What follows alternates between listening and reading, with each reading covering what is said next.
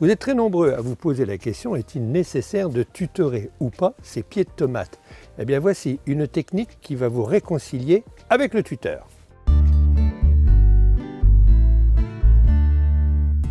Pour ou contre le tutorage des tomates, eh bien, il y a ceux qui habitent dans le sud de la France et ceux qui habitent dans le nord. Ça ne veut pas dire qu'il pleut plus au nord qu'au sud, mais si vous êtes dans une période humide, vous êtes bien obligé de tutorer vos tomates. Alors ça, on parle des tomates qui sont cultivées dans un jardin. Alors il y a différentes techniques, il y a les tuteurs en spirale, il y a vraiment les morceaux de bois. Et puis lorsqu'on est sous un tunnel, on a la chance d'avoir un support et là, on va tutorer, attacher ces tomates grâce à une ficelle.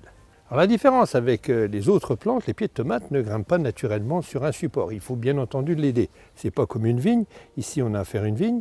Il y a des vrilles qui vont s'entortiller autour de la ficelle. Ce sera un nœud de support, elle en fera autant. C'est vrai aussi pour les concombres, les cornichons, voire même les melons. Il y a toujours des vrilles pour essayer de grimper quelque part.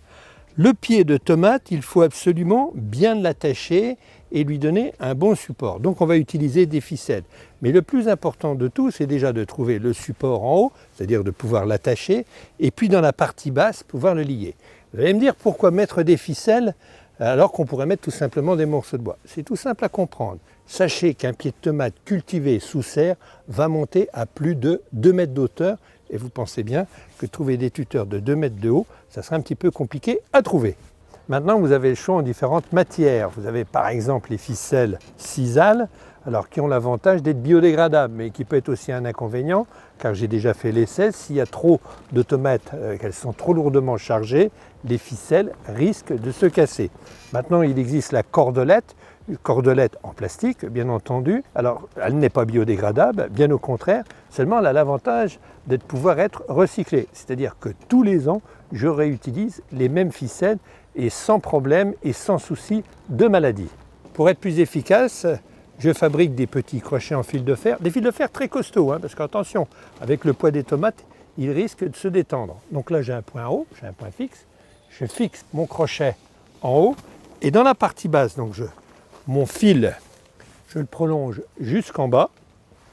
Et là, je fabrique genre de petites sardines. Vous savez, c'est ce que vous utilisez si vous avez une toile de tente. Je pique ma sardine, donc bien droite. Je tends ma ficelle sur le sol et je l'applique à l'intérieur pour que la ficelle soit bien tendue.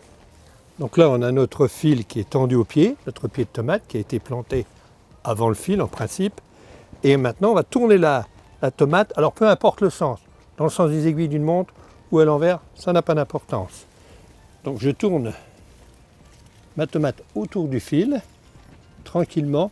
Alors, il faut toujours faire très attention. Alors, moi, j'ai une technique assez simple. Je préfère lier mes tomates le soir plutôt que le matin.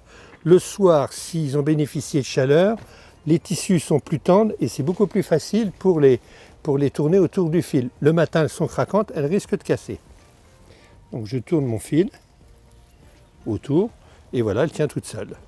Alors l'avantage, il y a un avantage sérieux lorsqu'on touche ces tomates, c'est-à-dire lorsqu'on les enroule, eh bien forcément le pollen, on le bouge un petit peu, les tomates sont autogames et on facilite la fécondation.